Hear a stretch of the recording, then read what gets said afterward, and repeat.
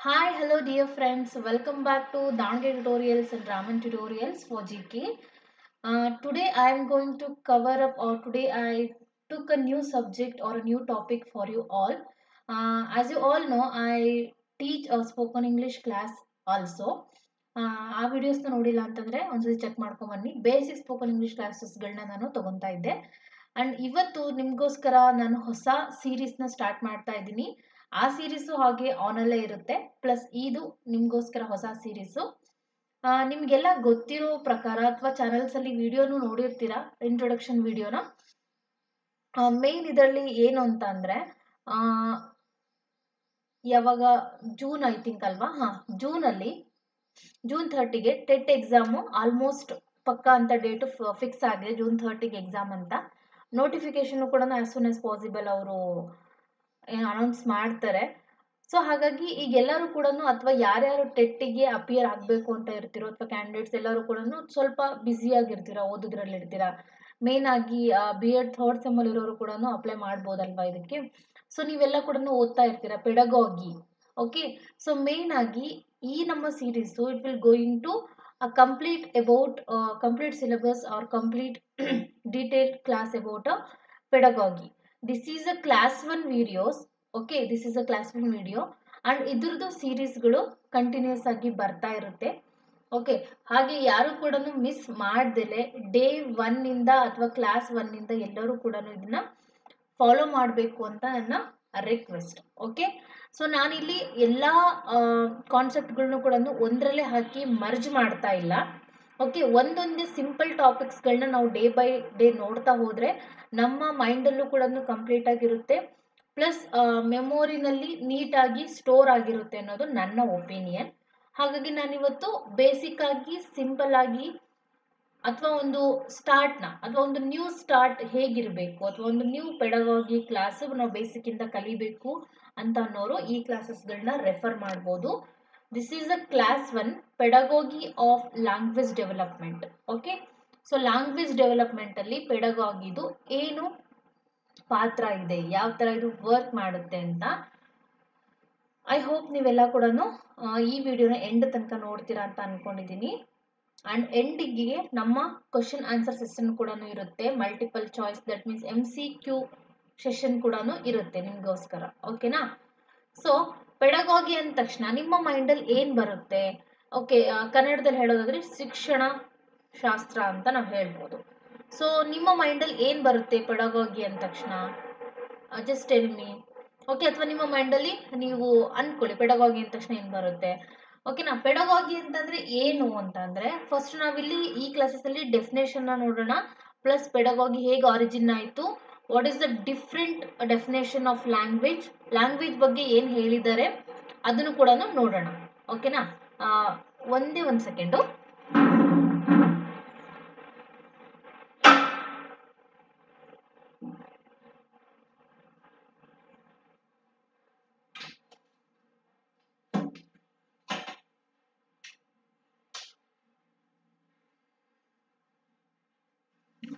There is a little disturbance. I hope I'm visible for you all. One second, I will check it. Yeah.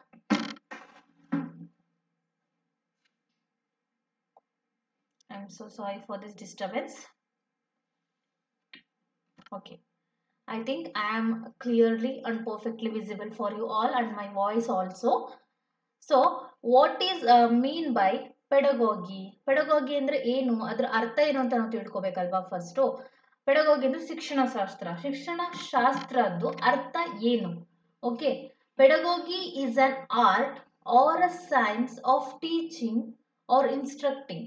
Okay, pedagogy ಅನ್ನೋದು ಏನು ಅಂತಂದ್ರೆ it is an art ಅಂದ್ರೆ ನಾನು ನಿಮಗೆ ಮುಂಚೆನೆ ಹೇಳ್ಬಿಡ್ತೀನಿ, ಈ ಎಲ್ಲ ಕ್ಲಾಸಸ್ಗಳು ಕೂಡ ಇಂಗ್ಲೀಷಲ್ಲಿ ನೋಟ್ಸ್ಗಳು ಸಿಗುತ್ತೆ ಅಥವಾ ಇಂಗ್ಲೀಷಲ್ಲಿ ಈ PDF ನಾನು ರೆಡಿ ಮಾಡಿರೋದು. ಬಟ್ ಆದರೆ ಕ್ಲಾಸಸ್ ಮಾತ್ರ ಬೈಲಿಂಗ್ವಲ್ ಹೋಗ್ತಾ ಇರುತ್ತೆ. ಕನ್ನಡ ಇಂಗ್ಲೀಷ್ ಎರಡರಲ್ಲೂ ಕೂಡ ನಾನು ಎಕ್ಸ್ಪ್ಲೇನ್ ಮಾಡ್ತೀನಿ. ಬಟ್ ಆದರೆ ನನ್ನ ನೋಟ್ಸ್ ಇಂಗ್ಲೀಷ್ನಲ್ಲಿ ಇರುತ್ತೆ. ಇಂಗ್ಲೀಷ್ ಮೀಡಿಯಂ ಸ್ಟೂಡೆಂಟ್ಸ್ಗಳಿಗೂ ಕೂಡ ಯೂಸ್ ಆಗುತ್ತೆ.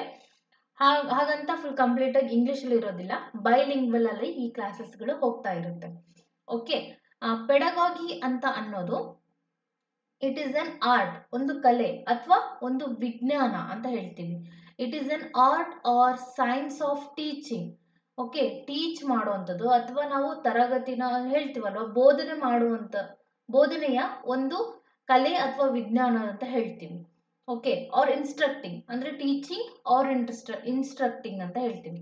ಬೋಧನೆ ಮಾಡೋದು ಅಥವಾ ಇನ್ಸ್ಟ್ರಕ್ಟ್ ಮಾಡೋದು. ಓಕೆ, ಇನ್ಸ್ಟ್ರಕ್ಟ್ ಅಂದ್ರೆ ಗೊತ್ತಲ್ವ, ಇನ್ಸ್ಟ್ರಕ್ಷನ್ಸ್ ಎಲ್ಲ ಕೊಡ್ತೀವಲ್ವ ನಾವು, ಆ ತರ. Okay, it is a simple definition. Pedagogy is an art or science of teaching or instructing. Okay, it is the discipline that deals with the theory and the practice of education. So, ಯಾವ್ಯಾವ್ದ್ರ ಜೊತೆಗೆ deal ಮಾಡುತ್ತೆ pedagogy ಅನ್ನೋದು? Okay, it deals with the theory. Okay, ಥಿಯರೀಸ್ಗಳ ಜೊತೆಗೆ, okay, ಥಿಯರೀಸ್ಗಳ ಜೊತೆಗೆ and the practice of education, ಮತ್ತೆ ಶಿಕ್ಷಣದಲ್ಲಿ ಅಥವಾ ಎಜುಕೇಶನ್ ನಲ್ಲಿ ಪ್ರಾಕ್ಟೀಸ್ ಮಾಡುತ್ತೆ. ಓಕೆನಾ, ಪ್ರಾಕ್ಟೀಸ್ ಅಂದ್ರೆ ಗೊತ್ತಲ್ಲ, ಮೇಲೆ ಮೇಲೆ ನಾವು ಪ್ರಾಕ್ಟೀಸ್ ಮಾಡ್ತೀವಲ್ವಾ. ಓಕೆ, ಸೊ ಅದನ್ನ ಪ್ರಾಕ್ಟೀಸ್ ಮಾಡೋದ್ರಲ್ಲಿ ಇದು ಹೆಲ್ಪ್ ಮಾಡುತ್ತೆ. ಓಕೆ, ಆ ತರ ಕಾನ್ಸೆಪ್ಟ್ಗಳಲ್ಲಿ ಹೆಲ್ಪ್ ಮಾಡುತ್ತೆ ಅಂತ ಹೇಳ್ಬೋದು. ಹಾಗಿದ್ರೆ ಈ ಪೆಡಗಾಗಿದು ರೂಟ್ ಎಲ್ಲಿ ಅಂತ ತಿಳ್ಕೊಬೇಕಲ್ವಾ ನಾವು. ಸೊ ರೂಟ್ ಅಂತ ಅಂದ್ರೆ ಎಲ್ಲಿಂದ ಬಂತು ಈ ವರ್ಡ್ ಪೆಡಗಾಗಿ ಅನ್ನೋದು. ಓಕೆ, ಸೊ ಅದಕ್ಕೊಂದು ಟರ್ಮ್ ಇದೆ. ಐ ಥಿಂಕ್ ಇದು ವಿಸಿಬಲ್ ಆಗಿದೆ ಅಲ್ವಾ ನಿಮ್ಗೆ ಈ ಸ್ಲೈಡು. ಇಟ್ ಈಸ್ ಎಟಿಮೋಲಾಗಿ ಅಂತ. ಓಕೆ, ಎಟಿಮೋಲಾಗಿ. ಸೊ ಎಟಿಮೋಲಾಗಿ ಅನ್ನೋ ವರ್ಡ್ ಏನನ್ನ ಇಂಡಿಕೇಟ್ ಮಾಡುತ್ತೆ ಅಂತಂದ್ರೆ, it is an analysis of a words to find its true origin. Okay, etymology ಪ್ರಕಾರ, ಓಕೆನಾ, ಎಟಿಮೋಲಾಗಿ ಅಂದ್ರೆ ನೋಡ್ರಿ, ಎಟಿಮ್ಸ್ ಮೀನ್ಸ್ ಟ್ರೂ ಸೆನ್ಸ್ ಅಂತ, ಲಾಗಿಯಾ ಮೀನ್ಸ್ ಸ್ಟಡಿ ಅಂತ. ಓಕೆ, ಅಥವಾ ಸ್ಟಡಿ ಆಫ್ ಅಂತ. ಸೊ ಎಟಿಮೋಲಾಗಿ ಅಂತ ಅಂದ್ರೆ ಪೆಡಗಾಗಿದು ಅಥವಾ ಯಾವುದೇ ಒಂದು ವರ್ಡ್ಸ್ ಇಂದು ಟ್ರೂ ಆರಿಜಿನ್ ನ ಕಂಡು ಹಿಡ್ಕೊಳ್ಳೋ ಅಂತ ಒಂದು ವೇ ಅದು. ಓಕೆನಾ, ಈಗ ಪೆಡಗಾಗಿದು ಮೂಲ ಆರಿಜಿನ್ ಯಾವುದು ಹಾಗಿದ್ರೆ ಅಂತಂದ್ರೆ, the word pedagogy is derived from Greek word pedagogia. Okay, Greek word ಇಂದ ಬಂದಿದೆ ಇದು ಪೆಡಗಾಗಿ ಅನ್ನುವಂಥದ್ದು. ಗ್ರೀಕ್ ವರ್ಡ್ ಅಲ್ಲಿ ಪೆಡಗಾಗಿಯಾ ಅಂತ ಹೇಳ್ತಾರೆ. ಸೊ ಅದರ ಮೀನಿಂಗ್ ಏನು ಅಂತ ಅಂದ್ರೆ, ಟು ಲೀಡ್ ದ ಚೈಲ್ಡ್ ಅಂತಂದ್ರೆ ಚೈಲ್ಡ್ಗೆ, ಮಗುಗೆ ಒಂದು ಸರಿಯಾದ ಮಾರ್ಗವನ್ನು ತೋರಿಸುವಂಥದ್ದು ಅಥವಾ ಒಂದು ಸರಿಯಾದ ಮಾರ್ಗದಲ್ಲಿ ಹೋಗಿ ಅಂತ ಲೀಡ್ ಮಾಡುವಂಥದ್ದು ಅಥವಾ ಡೈರೆಕ್ಟ್ ಮಾಡುವಂಥದ್ದು. ಓಕೆ, ನೆಕ್ಸ್ಟ್ ಪೆಡಗಾಗಿನಲ್ಲಿ ಮೇನ್ ಆಗಿ ನಾವು ಲ್ಯಾಂಗ್ವೇಜ್ ಬಗ್ಗೆ ತಿಳ್ಕೊಬೇಕು. ಪೆಡಗಾಗಿ ಹೇಗೆ ಆರಿಜಿನ್ ಆಯ್ತು ಅಂತ ತಿಳ್ಕೊಂಡ್ವಿ ಅಲ್ವಾ, ಅದೇ ತರನೇ ಲ್ಯಾಂಗ್ವೇಜ್, ಭಾಷೆ ಬಗ್ಗೆ ತಿಳ್ಕೊಬೇಕಲ್ವಾ. ಭಾಷೆ ಅಂತ ಅಂದ ತಕ್ಷಣ, ಲ್ಯಾಂಗ್ವೇಜ್ ಅಂತ ಅಂದ ತಕ್ಷಣ ನಮ್ಮ ಮೈಂಡಲ್ಲಿ ತುಂಬಾ ಥಾಟ್ಸ್ ಬರುತ್ತೆ. ಓಕೆ, ಈ ಲ್ಯಾಂಗ್ವೇಜ್ ಇಲ್ಲ ಅಂದಿದ್ರೆ ಏನಾಗ್ತಿತ್ತು ಈ world. Just imagine a world without a language. Okay, ಲ್ಯಾಂಗ್ವೇಜೇ ಇಲ್ಲ, ಯಾವುದು ಇಲ್ಲ. ನಾವ್ ಏನೀಗ ಹೊಡೆದಾಡ್ತೀವಲ್ವಾ ಕನ್ನಡ, ಹಿಂದಿ, ಇಂಗ್ಲಿಷ್ ಅದು ಇದು ಅಂತ. ಸೊ ಆತರ ಯಾವುದೇ ಒಂದು ಲ್ಯಾಂಗ್ವೇಜೇ ಇಲ್ಲ ಅಂತ ತಿಳ್ಕೊಳ್ಳಿ, ಏನಾಗ್ತಿತ್ತು. ಅಥವಾ ಲ್ಯಾಂಗ್ವೇಜ್ ಬಂದಿದೆ ಅಂತಂದ್ರೆ ಅದ್ರದ್ದು ಯೂಸ್ ಏನು. ಓಕೆ, ಈ ಪೆಡಗಾಗಿನಲ್ಲಿ ಲ್ಯಾಂಗ್ವೇಜ್ ಅನ್ನೋದು ಯಾವ ತರ ಇಂಪಾರ್ಟೆಂಟ್ ಆಗುತ್ತೆ. ಓಕೆ, ಸೊ ಹಾಗಿದ್ರೆ what is language? So what is the main use of language? So it is the fundamental medium through which one can express one ideas, thoughts, feelings and messages. Okay, language is a fundamental media. Fundamental means very ಅಗತ್ಯ ಇರುವಂತ media. Through language through ನಾವು ಏನೇನು express ಮಾಡ್ಕೋಬಹುದು ಅಂದ್ರೆ, ಯಾವುದೇ ಒಂದು ವ್ಯಕ್ತಿನಲ್ಲಿರುವಂತ ಐಡಿಯಾಸ್ಗಳನ್ನ, ಯೋಚನೆಗಳನ್ನ, ಅಥವಾ ಒಂದು ಐಡಿಯಾಸ್ ಅಂತಂದ್ರೆ ಇಟ್ ಈಸ್ ಎಂತ ಹೇಳ್ಬೋದು ಕನ್ನಡದಲ್ಲಿ, ಐಡಿಯಾಸ್ಗೆ ಗೊತ್ತಿರುತ್ತೆ ನಿಮಗೆ, ಯೋಚನೆಗಳು, ಥಾಟ್ಸ್ಗಳು, ನಮ್ಮ ಹೊಸ ಹೊಸ ಥಿಂಕಿಂಗ್ಸ್ಗಳು. ಓಕೆ, ನಮ್ಮ ಫೀಲಿಂಗ್ಸ್ಗಳನ್ನ, ಮೆಸೇಜಸ್ಗಳನ್ನ ಒಂದು ಕಮ್ಯುನಿಕೇಟ್ ಮಾಡುವಂತ ಒಂದು ಫಂಡಮೆಂಟಲ್ ಮೀಡಿಯಂ. ಓಕೆ, ಸೊ ಅದನ್ನ ನಾವು ಲ್ಯಾಂಗ್ವೇಜ್ ಅಂತ ಹೇಳ್ತೀವಿ. ಸೊ ಹಾಗಿದ್ರೆ ಈ ಲ್ಯಾಂಗ್ವೇಜ್ ಇಂದು ಕೂಡ ಬೇಸಿಕ್ ಆರಿಜಿನ್ ಯಾವ ವರ್ಡ್ ಇಂದ ಬಂದಿದಂಥದ್ದು? ಈ ಲ್ಯಾಂಗ್ವೇಜ್ ಅನ್ನೋ ವರ್ಡು ಲ್ಯಾಟಿನ್ ವರ್ಡಿನ ಲಿಂಗ್ವಾ ಅನ್ನೋದು ಅಥವಾ ಆ ವರ್ಡ್ ಇಂದ ಬಂದಿದೆ. ಓಕೆ, ಸೊ ಹಾಗಿದ್ರೆ ಲಿಂಗ್ವಾ ಮೀನಿಂಗ್ ಏನು ಅಂತ ಅಂದ್ರೆ, the word or which is produced with the tongue. ಯಾವುದೇ ಒಂದು ಶಬ್ದ ಅಥವಾ ಯಾವುದೇ ಒಂದು ಸೌಂಡು ಟಂಗ್ ಇಂದ ಪ್ರೊಡ್ಯೂಸ್ ಆದ್ರೆ, ನಾಲಿಗೆಯಿಂದ ಪ್ರೊಡ್ಯೂಸ್ ಆದ್ರೆ ಅದನ್ನ ಲ್ಯಾಂಗ್ವೇಜ್ ಅಂತ ಹೇಳ್ತೀವಿ. ಅಫ್ಕೋರ್ಸ್ ನಾವು ಯಾವುದೇ ಭಾಷೆ ಮಾತಾಡಿದ್ರು ಕೂಡ with the use of tongue use ಮಾಡ್ತೀವಲ್ವಾ. ಅಂದ್ರೆ with the use of tongue ನಾವು ಲ್ಯಾಂಗ್ವೇಜ್ ಅನ್ನ, ಭಾಷೆನ ಮಾತಾಡ್ತೀವಿ. ಈಗ ನಾನ್ ಮಾತಾಡ್ತಿದ್ದೀನಿ, ನೀವು ಮಾತಾಡ್ತಿದ್ದೀರ ಅಂದ್ರೆ ವಿ ವಿಲ್ ಯೂಸ್ ದ, ಅಥವಾ ನಮ್ಮ ಟಂಗ್ ಇಂದಾನೆ ಪ್ರೊಡ್ಯೂಸ್ ಆಗಿರುವಂತ ಸೌಂಡ್ ಅದು. ಓಕೆ, ಅದನ್ನ ನಾವು ಲ್ಯಾಂಗ್ವೇಜ್ ಅಂತ ಹೇಳ್ತೀವಿ. So next, language is the means of gaining control over some one's thought. So language ಇಂದ ನಾವು ಏನೇನ್ ಮಾಡ್ಬೋದು ಅಂತಂದ್ರೆ, ನಿಮ್ಮೆಲ್ಲರಿಗೂ ಒಂದು ಗಾದೆ ಮಾತೆ ಗೊತ್ತಿರುತ್ತೆ. ಓಕೆ, ಎಷ್ಟು ಕಡಿಮೆ ಮಾತಾಡ್ತೀವೋ ಅಷ್ಟು ಒಳ್ಳೆಯದು, ತುಂಬಾ ಕೇರ್ಫುಲ್ ಆಗಿ ಮಾತಾಡಬೇಕು, ಮಾತು ಮನೆನೇ ಕೆಡಿಸುತ್ತೆ, ಹಾಗೆ ಹೀಗೆ ಅಂತ ಹೇಳ್ತಾರಲ್ವಾ. ಅದೆಲ್ಲದೂ ಕೂಡ ಲ್ಯಾಂಗ್ವೇಜಿಗೆ ಇಂಡಿಕೇಟ್ ಮಾಡಿನೇ ಹೇಳಿರೋವಂಥದ್ದು. ಹೇಗೆ ಅಂತಂದ್ರೆ, ಒಂದು ಒಳ್ಳೆ ಮಾತಿಂದ ನಾವು ಎಷ್ಟು ರಿಲೇಶನ್ಶಿಪ್ನ ನಾವು ಉಳಿಸ್ಕೋಬಹುದು, ಅದೇ ತರ ಒಂದೇ ಒಂದು ಸೆಕೆಂಡ್ ಮೈ ಮರೆತ್ರೆ ಅದೊಂದು ಕೆಟ್ಟ ಮಾತಿಂದ ಇಡೀ ನಮ್ಮ ವರ್ಷಾನುಗಟ್ಲೆ ಇರುವಂತ ರಿಲೇಶನ್ಶಿಪ್ನ, ಫ್ರೆಂಡ್ಶಿಪ್ನ ನಾವು ಅದನ್ನ ಕಳ್ಕೊಳ್ಳಬಹುದು ಅಲ್ವಾ. ಸೊ ಹಾಗಿದ್ರೆ language is the means of gaining control over once thought. ಅಂದ್ರೆ ಬೇರೆಯವರ ಥಾಟ್ಸಿನ ಮೇಲೂ ಕೂಡ ನಾವು ಕಂಟ್ರೋಲ್ನ ತಗೋಬಹುದು, ಗೇನ್ ಮಾಡ್ಕೋಬಹುದು. ಅಂದ್ರೆ ನಮ್ಮ ಮಾತನ್ನ ಕೇಳೋ ತರ ಮಾಡ್ಕೋಬಹುದು ನಾವು ಅಲ್ವಾ. ಲ್ಯಾಂಗ್ವೇಜ್ಗೆ, ಭಾಷೆಗೆ ಅಷ್ಟು ಪವರ್ ಇದೆ. Then it is the manipulation of experience. Okay, manipulation ಅಂತಂದ್ರೆ ನಾವು ಬೇರೊಬ್ಬರನ್ನ ಟರ್ನ್ ಕೂಡ ಮಾಡಬಹುದು ಲ್ಯಾಂಗ್ವೇಜ್ ಇಂದ ಅಥವಾ ನಮ್ಮ ಮಾತಿಂದ. ಅಂದ್ರೆ ಅವಳು ತುಂಬಾ ಮಾತಲ್ಲೇ ಮರಳು ಮಾಡ್ಬಿಡ್ತಾಳೆ ಅಂತ ಹೇಳ್ತಾರೆ ನೋಡಿ, ಅಥವಾ ಅವನು ಅಷ್ಟು ಬಿಡು ಮಾತಲ್ಲೇ ಅವನು ಎಲ್ಲಾರನ್ನೂ ಒಲಿಸ್ಕೊಂಡ್ಬಿಡ್ತಾನೆ ಅಂತ ಹೇಳ್ತಾರೆ ನೋಡಿ. ಸೊ ಆತರ ನಾವು ಮ್ಯಾನಿಪುಲೇಟ್ ಮಾಡ್ಬೋದು. ಅದೊಂಥರ ಡಿಫ್ರೆಂಟ್ ಎಕ್ಸ್ಪೀರಿಯನ್ಸ್. ಕೆಲವೊಬ್ರು ಮಾತನ್ನ ಕೇಳ್ತಿದ್ರೆ ಕೇಳ್ತಾನೆ ಇರಬೇಕು ಅಂತ ಅನ್ಸುತ್ತೆ, ಕೆಲವೊಬ್ರು ಒಂದು ಸೆಂಟೆನ್ಸ್ ಮಾತಾಡಿದ್ರೆ ಇವ್ರು ಯಾಕಪ್ಪ ಮಾತಾಡಿದ್ರು ಅಂತ ಅನ್ಸುತ್ತೆ. ಸೊ ಹಾಗಾಗಿ ನಮ್ಮ ಫೀಲಿಂಗ್ಸ್ನ, ನಮ್ಮ ಎಕ್ಸ್ಪ್ರೆಷನ್ಸ್ಗಳನ್ನ, ಥಾಟ್ಸ್ಗಳನ್ನ ಹೇಳ್ಕೊಳ್ಳೋಕ್ಕೆ ಲ್ಯಾಂಗ್ವೇಜ್ ಅನ್ನೋದು ಫಂಡಮೆಂಟಲ್ ಮೀನಿಂಗ್. ಓಕೆ, ವೆರಿ ಅಗತ್ಯ ಇರುವಂತ ಮೀಡಿಯಂ ಅಂತ ಹೇಳ್ತಾರೆ ಇಲ್ಲಿ. ಸೊ ನಮ್ಮ ನೆಕ್ಸ್ಟ್ ಕಾನ್ಸೆಪ್ಟ್ ಅಥವಾ ನೆಕ್ಸ್ಟ್ ಬಂದ್ಬಿಟ್ಟು ಡೆಫಿನೇಷನ್ ಆಫ್ ಲ್ಯಾಂಗ್ವೇಜ್. ಲ್ಯಾಂಗ್ವೇಜ್ ಅಂದ್ರೆ ಏನು ಅನ್ನೋದಕ್ಕೆ ಎಲ್ಲರೂ ಯಾವ್ಯಾವ ತರ ಡೆಫಿನೇಷನ್ಸ್ ಕೊಟ್ಟಿದ್ದಾರೆ ನೋಡಿ. ಸೊ ಅಲೆನ್ ಅಂತ ಒಬ್ರು, language is a means of communicating thoughts. Communicating ಅಂತಂದ್ರೆ ಏನಂತ ಹೇಳ್ಬೋದು, ನಮ್ಮ ಯೋಚನೆಗಳನ್ನ ಕಮ್ಯುನಿಕೇಟ್ ಮಾಡ್ಲಿಕ್ಕೋಸ್ಕರ ಅಥವಾ ಒಬ್ಬರಿಂದ ಇನ್ನೊಬ್ಬರ ಜೊತೆ ಶೇರ್ ಮಾಡ್ಕೊಳ್ಳೋಕ್ಕೋಸ್ಕರ ಇರುವಂತ ಒಂದು ಮೀನ್ಸ್ ಅಂತ ಹೇಳ್ತಾರೆ. ಒಂದು ಮೀನ್ಸ್ ಅದು ಒಂದು way. Language is a means of communicating thoughts. ನಮ್ಮ ಯೋಚನೆಗಳನ್ನ ಪರಸ್ಪರ ಹಂಚ್ಕೊಳ್ಳೋಕಿರುವಂತ ಒಂದು ಮೀನ್ಸ್ ಅದು ಅಂತ ಹೇಳಿದ್ದಾರೆ. ನೆಕ್ಸ್ಟ್ ಬ್ಲಾಚ್ ಅಂಡ್ ಟ್ರ್ಯಾಗರ್ ಹೇಳಿರುವಂತದ್ದು, language is a system of arbitrary vocal symbols by means which is a social group cooperate. So language ಅನ್ನೋದು ಒಂದು system of arbitrary vocal symbols. ಅಂದ್ರೆ ವೋಕಲ್ ಅಂತಂದ್ರೆ ಧ್ವನಿಯಿಂದ ಬರೋ ಅಂತ ಒಂದು ಸಿಂಬಲ್ಸ್ಗಳು, ಒಂದು ಚಿಹ್ನೆ. ಓಕೆನಾ. ಬೈ ಮೀನ್ಸ್ ವಿಚ್ ಈ ಸೋಷಿಯಲ್ ಗ್ರೂಪ್ ಕೋಆಪರೇಟ್. ಸೊ ಅದಕ್ಕೋಸ್ಕರನೇ ಸೋಷಿಯಲ್ ಗ್ರೂಪ್ ಅಂದ್ರೆ ನಮ್ಮ ಸುತ್ತಮುತ್ತ ಇರುವಂತ ಸಮಾಜ ಅದಕ್ಕೆ ಕೋಆಪರೇಟ್ ಮಾಡ್ಕೊಂಡು ಹೋಗ್ತಾ ಇದೆ. ಓಕೆ, ವೋಕಲ್ ಇಂದ ಬರುವಂತ ಒಂದು ಸೌಂಡಿಗೆ ಅಥವಾ ಒಂದು ಸಿಂಬಲ್ಸ್ಗೆ ಸೊ ನಮ್ಮ ಸುತ್ತಮುತ್ತ ಇರುವಂತ ಸಮಾಜ ಕೋಆಪರೇಟ್ ಮಾಡ್ಕೊಂಡು ಹೋಗ್ತಾ ಇರುವಂತದ್ದೇ ಲ್ಯಾಂಗ್ವೇಜ್ ಅಂತ ಬಾಲ್ಚ್ ಮತ್ತೆ ಟ್ರ್ಯಾಗರ್ ಅವರು ಹೇಳ್ತಾರೆ. ಸೊ ಎನ್ ಚಾಮ್ಸ್ಕಿ ಏನ್ ಹೇಳ್ತಾರೆ, language is a set of sentence each finite in length and constructed of finite set of elements. Okay, language ಅನ್ನೋದು ಒಂದು ಸೆಟ್ ಆಫ್ ಸೆಂಟೆನ್ಸ್ ಇರುತ್ತೆ ಅಥವಾ ಒಂದು ಸೆಂಟೆನ್ಸ್ಗಳ, ವಾಕ್ಯಗಳ ಒಂದು ಗುಂಪಾಗಿರುತ್ತೆ. ಈಚ್ ಫೈನೈಟ್ ಸೆಂಟ್, ಎಲ್ಲಾ ಫೈನೈಟ್ ಅಂತಂದ್ರೆ ಎಲ್ಲಾ ಕರೆಕ್ಟ್ ಆಗಿರೋ ಸೆಂಟೆನ್ಸ್ಗಳು ಒಂದೇ ಲೆಂತ್ ಇರ್ತಾವಂತೆ. And constructed of finite set of element, ಅದು ಎಲ್ಲಾ ಕರೆಕ್ಟ್ ಆಗಿರುವಂತ ಫೈನೈಟ್ ಆಗಿರುವಂತ ಸೆಟ್ಸ್ಗಳಿಂದನೇ ಅಥವಾ ಸೆಟ್ ಆಫ್ ಎಲಿಮೆಂಟ್ಸ್ ಗಳಿಂದನೇ ಕನ್ಸ್ಟ್ರಕ್ಟ್ ಆಗಿರುತ್ತೆ, ರಚನೆ ಆಗಿರುತ್ತೆ ಅಂತ. ಓಕೆನಾ.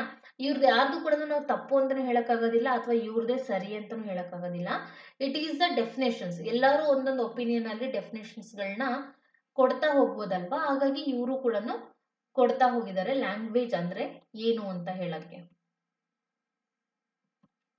ಸೊ ನೆಕ್ಸ್ಟ್ ಹೆನ್ರಿ ಸ್ವಿಟ್ ಅವರು ಕೂಡ ಕೊಟ್ಟಿರುವಂತದ್ದು, language may be defined as a expression of thoughts by means of speech sounds. Language may be ಅಂದ್ರೆ language defined as a expression of thoughts. ಅಂದ್ರೆ ಎಕ್ಸ್ಪ್ರೆಷನ್ ಆಫ್ ಥಾಟ್ಸ್ ನಮ್ಮ ಯೋಚನೆಗಳದ್ದು ಒಂದು way ಅಂತ ಆದ್ರೆ, by means of speech and sound ಅಂದ್ರೆ speech ಮಾತಾಡೋದ್ರಿಂದ ಮತ್ತೆ ಸೌಂಡ್ ಇಂದ ಇರುವಂತ ಒಂದು ವೇ ಅಂತ ಹೇಳ್ತಾರೆ ಇಲ್ಲಿ. Language may be defined as a expression of thoughts, ನಮ್ಮ ಯೋಚನೆಗಳಿಗೆ ಇರುವಂತ ಒಂದು ದಾರಿ ಅನ್ನೋದಾದ್ರೆ ಬೈ ಮೀನ್ಸ್ ಒಂದು second by means of speech and sound. So speech ಮತ್ತೆ ಸೌಂಡ್ ಇಂದ ಇರುವಂತ ಒಂದು ವೇ ಅಂತ ಇಲ್ಲಿ ಹೇಳ್ತಾರೆ.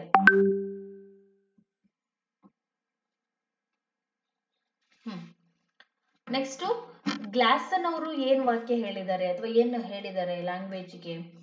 Language is one of the most important and characteristic forms of human behaviour. Human behaviour ಅಂದ್ರೆ ನಮ್ಮ ನಡವಳಿಕೆ ಅಂತ ಅಲ್ವಾ. Language is one of the most important, ತುಂಬಾ ಇಂಪಾರ್ಟೆಂಟ್ ಆಗಿರುವಂತ ಕ್ಯಾರೆಕ್ಟರಿಸ್ಟಿಕ್ ಫಾರ್ಮ್. ಓಕೆ, ನಮ್ಮ ಅಂದ್ರೆ ಹ್ಯೂಮನ್ ನಡವಳಿಕೆನಲ್ಲಿರುವಂತ ತುಂಬಾ ಇಂಪಾರ್ಟೆಂಟ್ ಕ್ಯಾರೆಕ್ಟರ್ ಅಂತ ಹೇಳಿದ್ದಾರೆ. Next different theories about origin of language. Okay, so ತುಂಬಾ ಹಳೆ ಕಾಲದಿಂದನೂ ಇರುವಂತ ಕೆಲವೊಂದು ಥಿಯರೀಸ್ಗಳಿದೆ ಲ್ಯಾಂಗ್ವೇಜ್ ಹೆಂಗ್ ಹುಟ್ಕೊಳ್ತು ಅಂತ. ಅಂದ್ರೆ ಈ ಥಿಯರಿ ಹೀಗಂತ ಹೇಳ್ತು, ಈ ಥಿಯರಿ ಹೀಗಂತ ಹೇಳ್ತು ಅಂತ ಹೇಳ್ತೀವಲ್ವಾ. ಸೊ ಅದೇ ತರನೇ ಡಿಫ್ರೆಂಟ್ ಆಗಿರುವಂತ ಥಿಯರೀಸ್ಗಳಿದೆ.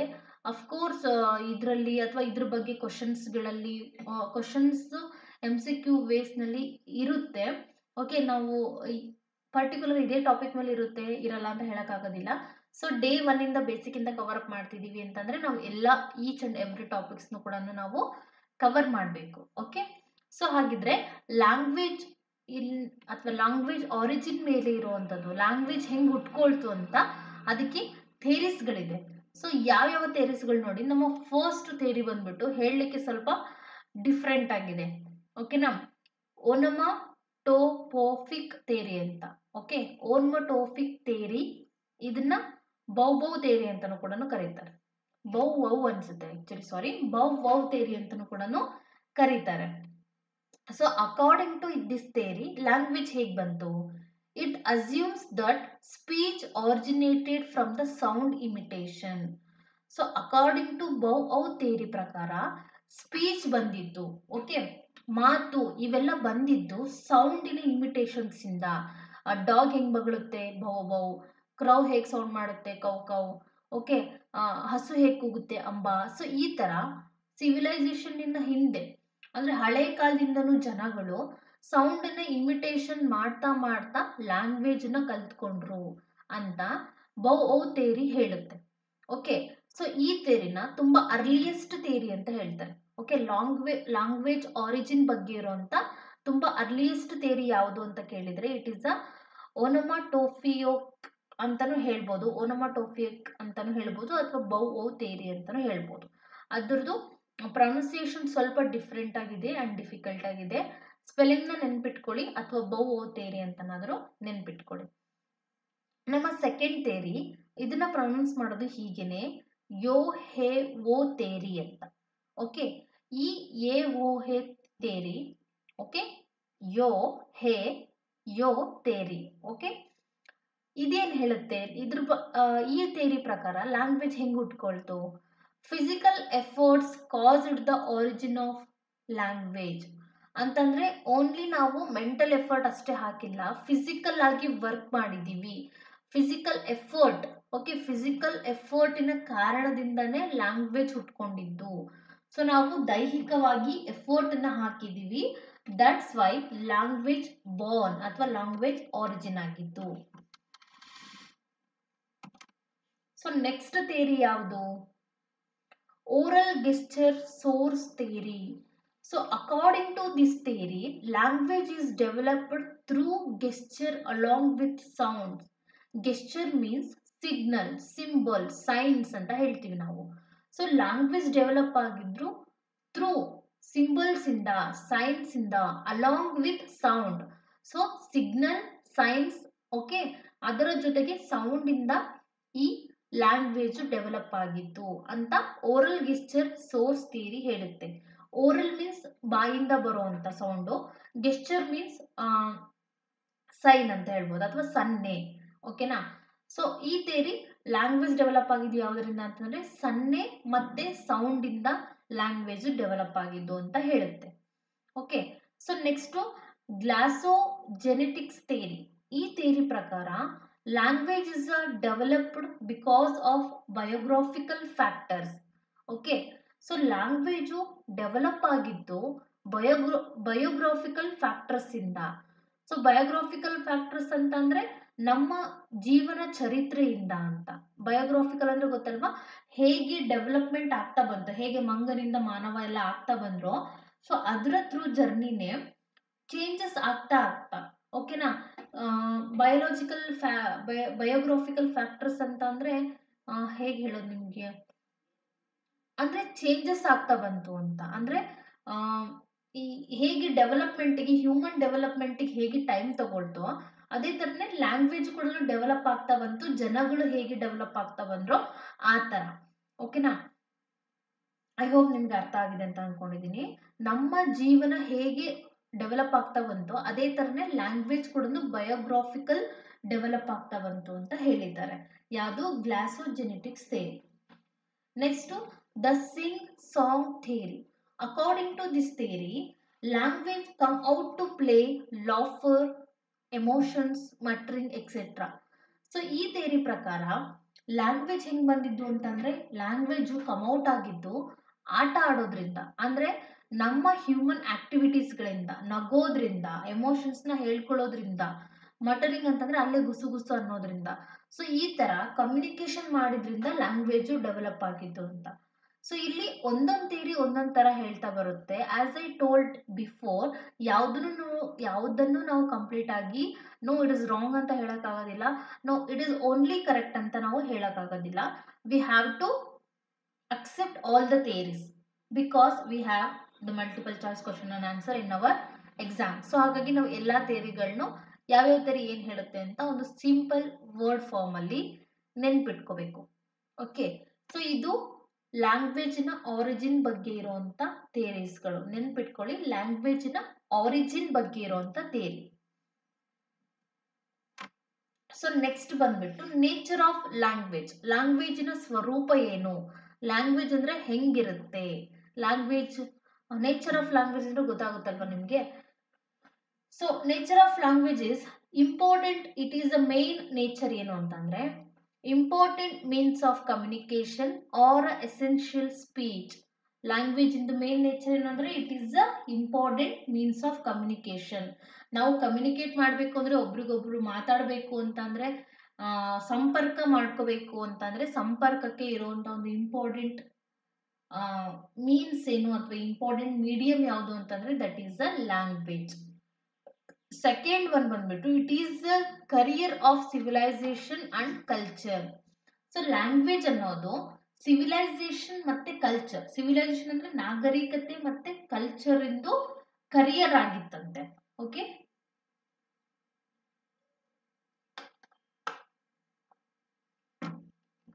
ಸಿವಿಲೈಸೇಷನ್ ಮತ್ತೆ ಕಲ್ಚರ್ ಇಂದು ಇಟ್ ಈಸ್ ಅ ಕರಿಯರ್, ಅದ್ರದ್ದು ಮುಂದಿನ ಭವಿಷ್ಯ ಅಂತ ಹೇಳ್ಬೋದು. It is a form of social behaviour. ಸುತ್ತಮುತ್ತಲಿನ ಜನಗಳ ನಡವಳಿಕೆ ಕೂಡ ಲ್ಯಾಂಗ್ವೇಜ್ ಆಗಿರುತ್ತೆ. It is a form of social behaviour. It's a medium of instruction. ಅಂದ್ರೆ ನಾವು ಹೇಳಕ್ಕೋಸ್ಕರ, ಇನ್ಸ್ಟ್ರಕ್ಷನ್ ಅಂತಂದ್ರೆ ನಾವು ಕೊಡುವಂತ ಇನ್ಸ್ಟ್ರಕ್ಷನ್ಗೆ ಏನಂತಾರೆ ಎಕ್ಸಾಕ್ಟ್ ಕನ್ನಡದಲ್ಲಿ, ಅಥವಾ ಏನಂತ ಹೇಳ್ಬೋದು, ಇನ್ಸ್ಟ್ರಕ್ಷನ್ ಅಂತಂದ್ರೆ ನಿಮಗೆ ಗೊತ್ತಿರುತ್ತೆ ಐ ಥಿಂಕ್. ನಾವು ಇನ್ಸ್ಟ್ರಕ್ಷನ್ ನ ಕೊಡ್ಲಿಕ್ಕಿರುವಂತ ಒಂದು ಮೇನ್ ಮೀಡಿಯಂ, ಸಲಹೆಗಳನ್ನ ಅಂತ ಹೇಳ್ಬೋದಲ್ವಾ, ಸಲಹೆಗಳನ್ನ ಕೊಡ್ಲಿಕ್ಕೆ ಇರುವಂತ ಒಂದು ಮೇನ್ ಮೀಡಿಯಂ ಲ್ಯಾಂಗ್ವೇಜ್ ಅದು. It is a structural system, ಒಂದು ರಚನೆ ಮಾಡುವಂತ ಸಿಸ್ಟಮ್ ಅದು. ಓಕೆ, ಒಂದು ರಚನಾತ್ಮಕ ಸಿಸ್ಟಮ್ ಅಂತ ಹೇಳ್ತೀವಿ. ಒಂದು ರಚನೆ ಮಾಡೋಕೆ ಇರುವಂತ ಒಂದು ಸಿಸ್ಟಮ್ ಯಾವುದು? Language. Okay, it is a important means of communication. It is a career of civilization and culture. It is a form of social behavior. It's a medium of instruction. It's a structural system. Next, sixth one ಬಂದ್ಬಿಟ್ಟು it is an arrangement of a oral and written sign, symbol and words. So language ಅನ್ನೋದು ಒಂದು arrangement ಆಗಿರುತ್ತೆ. ಯಾವ್ದ್ರದ್ದು? Oral, return sign ಅಂತಂದ್ರೆ ಬರ್ದಿರೋಂತ sign, symbols ಚಿಹ್ನೆಗಳದ್ದು ಮತ್ತೆ ವರ್ಡ್ಸ್ಗಳದ್ದು oral form ಅಲ್ಲಿ ಇರುವಂತ ಒಂದು arrangement ಆಗಿರುತ್ತೆ. Okay, it involves the process of thinking and speaking. Language ಅನ್ನೋದು ಒಂದು ಪ್ರೋಸೆಸ್ ಆಫ್ ಥಿಂಕಿಂಗ್, ಯೋಚನೆ ಮತ್ತೆ ಮಾತಾಡೋದ್ರ ಏನಾಗಿರುತ್ತೆ, ಇದು ಪ್ರೋಸೆಸ್ ಆಗಿರುತ್ತೆ. Okay, it evolutionary in nature. Okay, ಇದು ನೇಚರ್ ಹೇಗೆ ಬದಲಾಗ್ತಾ ಬಂದಿದೆಯೋ ಅದೇ ತರನೇ ಲ್ಯಾಂಗ್ವೇಜ್ ಕೂಡ ನೇಚರ್ ಜೊತೆಗೆ ಬದಲಾಗ್ತಾ ಬಂದಿದೆ. Language is over changing, language ಕೂಡ ಚೇಂಜ್ ಆಗ್ತಾ ಬಂದಿದೆ. It undergoes changes with the passage of time. So time ಹೇಗೆ ಚೇಂಜ್ ಆಗ್ತಾ ಬಂತೋ ಅದೇ ತರನೇ ಲ್ಯಾಂಗ್ವೇಜ್ ಕೂಡ, ಲ್ಯಾಂಗ್ವೇಜ್ ಅಲ್ಲಿರುವಂತ ಫಾರ್ಮ್ಸ್ಗಳು ಕೂಡ ಚೇಂಜಸ್ ಆಗ್ತಾ ಬಂದಿದೆ. It adapts two main form. Language ಅನ್ನೋದು ಟೂ ಮೇನ್ ಫಾರ್ಮ್ಸ್ ನ ಅಡಾಪ್ಟ್ ಮಾಡ್ಕೊಂಡಿದೆ. ಅದು ಯಾವುದು, ಓರಲ್ ಮತ್ತೆ ರಿಟರ್ನ್. ಓಕೆ, ಓರಲ್ ಅಂದ್ರೆ ಮಾತಾಡೋದು, ರಿಟರ್ನ್ ಅಂದ್ರೆ ಬರೆಯೋದು, ಎರಡನ್ನೂ ಕೂಡ ಅಡಾಪ್ಟ್ ಮಾಡ್ಕೊಂಡಿರುವಂತ ಒಂದು ಸ್ಟೈಲ್ ಅಂತ ಹೇಳ್ಬೋದು. Next, language is learned.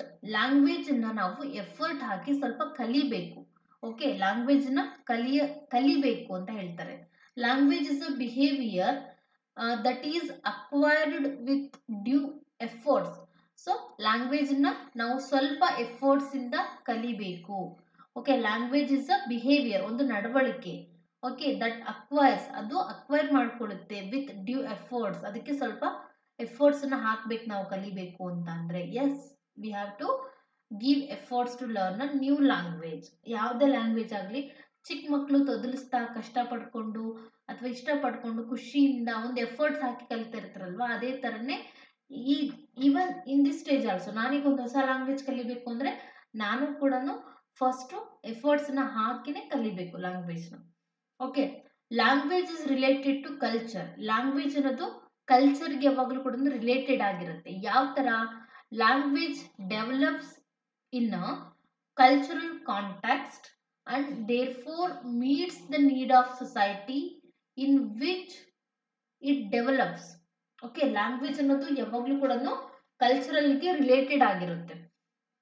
ಓಕೆನಾ. ಸೊ ಹೇಗೆ ಕಲ್ಚರಲ್ಗೆ ಅಂತಂದ್ರೆ, ನಾವೀಗ ಬೈತೀವಿ ಅಥವಾ ಯಾರಿಗಾದ್ರೂ ಹೇಳ್ತೀವಿ ನೋಡಿ, ಏನಾದ್ರೂ ಸ್ವಲ್ಪ ಬ್ಯಾಡ್ ವರ್ಡ್ಸ್ ಅಥವಾ ಬ್ಯಾಡ್ ಸ್ಟೈಲ್, ಬ್ಯಾಡ್ ಆಕ್ಸೆಂಟ್ ಏನಾದ್ರು ಯೂಸ್ ಮಾಡಿದ್ರೆ ಅವನಿಗೆ ಕಲ್ಚರೇ ಇಲ್ಲ, ನಿಮ್ಮನೇಲಿ ಹೇಳ್ಕೊಟ್ಟಿರೋದು ಅದೇನಾ. ಓಕೆನಾ. ಸೊ ಈ ತರ ಸೊಸೈಟಿನಲ್ಲಿ ನಾವು ಡೆವಲಪ್ ಆಗ್ತಿದೀವಿ ಅಂತ ಅಂದ್ರೆ, ಫಾರ್ ಎಕ್ಸಾಂಪಲ್ ಮಾರ್ಕೆಟ್ ಅಲ್ಲಿ ಹೆಂಗ್ ಮಾತಾಡ್ಬೇಕು ಅಂತಾನು ಗೊತ್ತಿರಬೇಕು, ಮನೇಲಿ ಹೆಂಗ್ ಮಾತಾಡ್ಬೇಕು ಅನ್ನೋದು ಗೊತ್ತಿರಬೇಕು, ಒಂದು ಮೀಟಿಂಗ್ ಹಾಲ್ ಅಲ್ಲಿ ಹೇಗ್ ಮಾತಾಡ್ಬೇಕು ಅನ್ನೋದು ಗೊತ್ತಿರಬೇಕು, ಒಂದು ಫಂಕ್ಷನ್ ಅಲ್ಲಿ ಹೇಗ್ ಮಾತಾಡ್ಬೇಕು ಅನ್ನೋದು ಗೊತ್ತಿರಬೇಕು ಅಲ್ವಾ. ಸೊ ಹಾಗಂತ ನಾವು ಎಲ್ಲಾ ಕಡೆ ಸೇಮ್ ಕಾಂಟೆಕ್ಸ್ಟ್, ಸೇಮ್ ಟೋನ್ ಅಲ್ಲಿ ಮಾತಾಡಕ್ ಆಗೋದಿಲ್ಲ.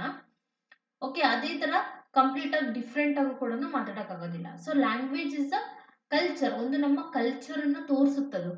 ಸೊ ಯಾವ್ಯಾವಾಗ ಹೇಗೆ ಬೇಕೋ ಹಾಗಿರ್ತಾನಪ್ಪ ಇವನು, so is very intelligent. Okay, ಅವ್ರ ಮನೆಯಲ್ಲಿ ಒಳ್ಳೆ ಕಲ್ಚರ್ ಹೇಳ್ಕೊಟ್ಟಿದ್ದಾರೆ ಅಂತೆಲ್ಲ ಹೇಳಕ್ ಕೇಳಿದೀವಲ್ವಾ ನಾವು, ಆ ತರ. So it is a unique system. Language ಅನ್ನೋದು ಒಂದು ಯೂನಿಕ್ ಅಂತಂದ್ರೆ ಲ್ಯಾಂಗ್ವೇಜ್ ತರ ಯಾರು ಇಲ್ಲ. ಓಕೆ, ಅಕ್ಕಪಕ್ಕ ಯಾರು ಇಲ್ಲ. I am unique. Language is a unique system. ಯಾಕೆ ಅಂತಂದ್ರೆ ಎಲ್ಲಾ ಲ್ಯಾಂಗ್ವೇಜ್, ಈಗ ನಾನು ಇಂಗ್ಲಿಷ್, ಕನ್ನಡ, ಹಿಂದಿ, ಮರಾಠಿ, ತೆಲುಗು, ತಮಿಳ್ ಅಂತಾನೆ ಹೇಳ್ತಿಲ್ಲ. ಎಲ್ಲಾ ಲ್ಯಾಂಗ್ವೇಜ್ ಕೂಡ, each language is a unique. ಎಲ್ಲಾ ಲ್ಯಾಂಗ್ವೇಜ್ ಕೂಡ ಒಂದಕ್ಕಿಂತ ಒಂದು ಡಿಫ್ರೆಂಟ್ ಆಗಿರುತ್ತೆ, ಒಂದಕ್ಕಿಂತ ಒಂದು ಸುಂದರವಾಗಿನೇ ಇರುತ್ತೆ. Because it has its own style of functioning. ಅಂದ್ರೆ ಎಲ್ಲಾ ಲ್ಯಾಂಗ್ವೇಜ್ ಕೂಡ ಅದರದ್ದೇ ಆದಂತ ಒಂದು ಫಂಕ್ಷನಿಂಗ್ ಇರುತ್ತೆ, ಅದರದ್ದೇ ಆದಂತ ಒಂದು ಕೆಲಸ ಇರುತ್ತೆ. ಈ ಲ್ಯಾಂಗ್ವೇಜ್ ಇದ್ರಲ್ಲಿ ತುಂಬಾ ಜಾಸ್ತಿ ವೆಕ್ಯಾಬ್ಯುಲರಿ ಇದೆ, ಅದ್ರಲ್ಲಿ ವೆಕ್ಯಾಬ್ಯುಲರಿ ಸಿಗೋದಿಲ್ಲ. ಇದ್ರಲ್ಲಿ ಲೆಟರ್ಸ್ ಜಾಸ್ತಿ ಇದೆ, ಅದ್ರಲ್ಲಿ ಲೆಟರ್ಸ್ ಜಾಸ್ತಿ ಸಿಗೋದಿಲ್ಲ. ಹಂಗಾಗಿ ಇದು ತುಂಬಾ ಒಳ್ಳೆ ಲ್ಯಾಂಗ್ವೇಜ್, ಅದು ತುಂಬಾ ಕೆಟ್ಟದ್ದು, ಆ ತರದ್ದೆಲ್ಲ ನಮ್ಗೆ ಇರೋದಿಲ್ಲ. ಓಕೆನಾ. ಎಲ್ಲಾ ಲ್ಯಾಂಗ್ವೇಜ್ ಕೂಡ ಅದರದ್ದೇ ಆದಂತ ಒಂದು ಓನ್ ಸ್ಟೈಲ್ ಅಲ್ಲಿ ಫಂಕ್ಷನಿಂಗ್ ನ ಮಾಡ್ತಾ ಇರುತ್ತೆ, ಕೆಲಸನ ಮಾಡ್ತಾ ಇರುತ್ತೆ. The sound, vocabulary and the structure of every language have their own speciality. ಹೇಳಿದ್ನಲ್ವಾ, ಎಲ್ಲಾ ಲ್ಯಾಂಗ್ವೇಜ್ ಅಲ್ಲಿ ಬರುವಂತ ಸೌಂಡ್ಸ್ ಆಗಿರ್ಬೋದು, ವೊಕ್ಯಾಬ್ಯುಲರಿ, ಶಬ್ದಗಳ ಅರ್ಥ, ಪದಗಳ ಗುಚ್ಛ ಅಥವಾ ಪದಗಳದ್ದು ಗುಂಪು ಇರ್ಬೋದು, ಸ್ಟ್ರಕ್ಚರ್ ಆಗಿರೋದಿರ್ಬೋದು, ಅವೆಲ್ಲ ಅವುಗಳದೇ ಓನ್ ಸ್ಪೆಷಾಲಿಟಿನಲ್ಲಿ ಇರುತ್ತೆ. ನಮಗೆ ಗೊತ್ತಿಲ್ಲ ಅಂದ ಮಾತ್ರಕ್ಕೆ ಅದು ಸ್ಪೆಷಲ್ ಆಗಿ ಇಲ್ಲ ಅಂತ ಅಲ್ಲ. Okay, one language differs from other because of geographical and cultural diversities. ಒಂದು ಲ್ಯಾಂಗ್ವೇಜ್ ಗಿಂತ ಇನ್ನೊಂದು ಭಾಷೆ ಡಿಫ್ರೆಂಟ್ ಆಗಿರುತ್ತೆ. ಯಾಕೆ ಅಂದ್ರೆ ನಮ್ಮ ಸುತ್ತಮುತ್ತ ಇರುವಂತ ಜಿಯೋಗ್ರಾಫಿಕಲ್ ಅಂಡ್ ಕಲ್ಚರಲ್ ಡೈವರ್ಸಿಟೀಸ್ ಇಂದ. ಕರ್ನಾಟಕದಲ್ಲಿ ಮಾತಾಡುವಂಥ ಭಾಷೆ ಅಥವಾ ನಾವು ಮಾತಾಡೋ ಸ್ಟೈಲಲ್ಲೇ ಬಿಹಾರ್ನಲ್ಲಿ ಮಾತಾಡೋದಿಲ್ಲ, ಬಿಹಾರಲ್ಲಿ ಮಾತಾಡುವಂಥ ಸ್ಟೈಲ್ ಮತ್ತೆ ಅಲ್ಲಿ ಮಾತಾಡೋ ಭಾಷೆ ಕೇರಳದಲ್ಲಿ ಮಾತಾಡೋದಿಲ್ಲ. ಯಾಕೆಂದ್ರೆ ಜಿಯೋಗ್ರಾಫಿಕಲ್ ಮತ್ತೆ ಕಲ್ಚರಲ್ ಡೈವರ್ಸಿಟೀಸ್ ಇರೋದ್ರಿಂದ ಲ್ಯಾಂಗ್ವೇಜು ಕೂಡ ನಮ್ಮ ಪ್ಲೇಸ್ಗಳ ಅನುಗುಣವಾಗಿ ಚೇಂಜಸ್ ಆಗ್ತಾ ಹೋಗುತ್ತೆ. ಸೊ ಇದು ನೇಚರ್ ಆಫ್ ದ ಲ್ಯಾಂಗ್ವೇಜ್ ಅಂತ ಹೇಳ್ಬೋದು. So next functions of the language. Language ಏನು ಕೆಲಸ ಮಾಡುತ್ತೆ, ಏನನ್ನ ಫಂಕ್ಷನ್ ಮಾಡುತ್ತೆ. ಒಂದು ಸೆಕೆಂಡು, ಸ್ವಲ್ಪ ಬ್ಯಾಕ್ ಹೋಗಿ ನೋಡ್ತೀನಿ.